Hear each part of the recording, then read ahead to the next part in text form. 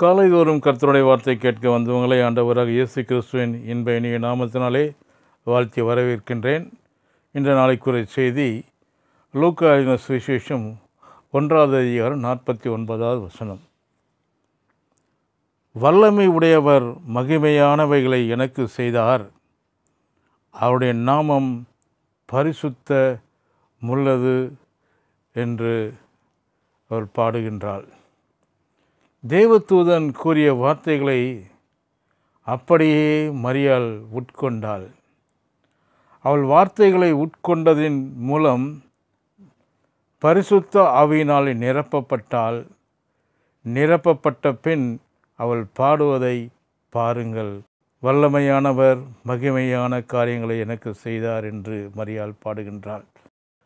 ஒரு நல்ல வேலை கிடைத்த பின்பு, அல்லது ஒரு நல்ல வாழ்க்கை துணை கிடைத்த பின்பு, அல்லது நல்ல சுகம் கிடைத்த பின்பு, அல்லது ஒரு பெரிய பிஸ்னஸில் டீல் கிடைத்த பின்பு சந்தோஷப்படுவதை காட்டிலும் இப்படியெல்லாம் இருப்பாய் என்று தேவன் அருளின வாக்குத்தத்தங்களின் நிமித்தமும் களி கூறுங்கள். இதுதான் உண்மையான விசுவாசம். தேவன் ஏற்கனவே எல்லாவற்றையும் நமக்காக செய்து முடித்து விட்டார். இவ்வளவு பெரிய வேதாகமத்திலே ஒவ்வொரு பக்கத்திலும் ஒவ்வொரு வசனத்திலும் அது எழுதப்பட்டிருக்கிறது. மரியாள் பாருங்கள், அவர் எனக்கு செய்து முடித்து விட்டார் என்பதைத்தான் செய்தார் என்று சொல்லுகிறார்.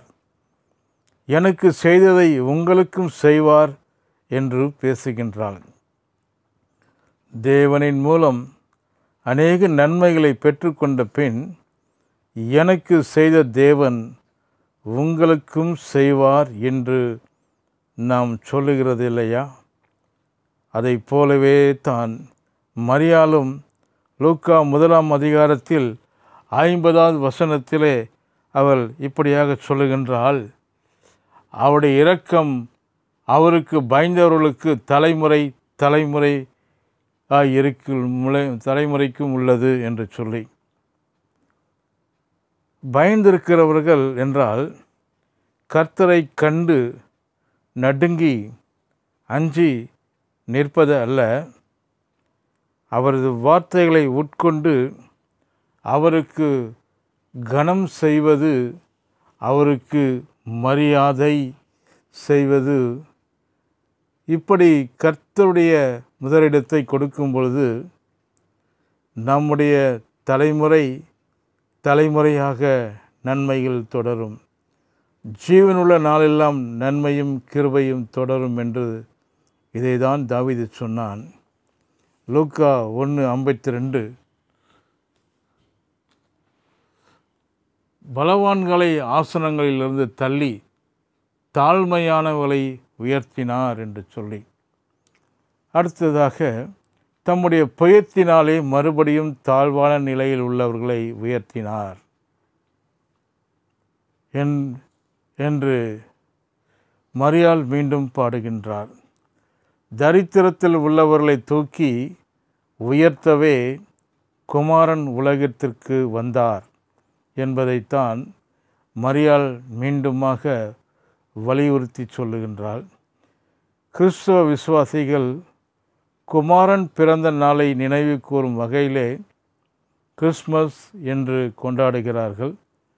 ஆனால் கிறிஸ்துவின் பிறப்பை குறித்த சரியான பாடம் இவர்களுக்கு இல்லை. இயேசு ஏழையாகத்தான் மாட்டுத் தொழுவத்திலே கந்தை துணியிலே சுருட்டி வைக்கப்பட்டிருந்தார். எனவே இயேசு ஏழையிலும் மகா பெரிய ஏழையாக பிறந்து வளர்ந்து தரித்திரராகவே சிலுவையில் அறை உண்டார் என்று கிறிஸ்துவின் பிறப்பை தவறாக சித்தரித்து கொண்டும் அதை பிரசங்கித்து கொண்டும் இருக்கிறார்கள். 4000 பேருக்கு 5000 பேருக்கும் மீன் வறுவலையும் மூலம் சாப்பாடு போட்டவர் எப்படி ஏழையாக இருக்க முடியும்?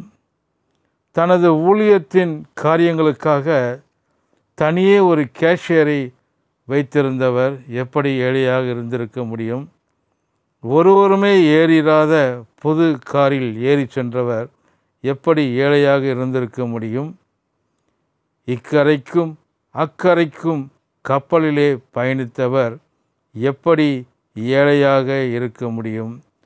உலகத்திலே மிக தரம் வாய்ந்த திராட்சை ரசத்தை திருமண வீட்டிற்கு பந்தி பரிமாற செய்தவர் எப்படி ஏழையாக இருக்க முடியும்?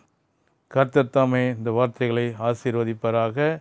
ஆமென். நாளை தினத்தில் செய்தியை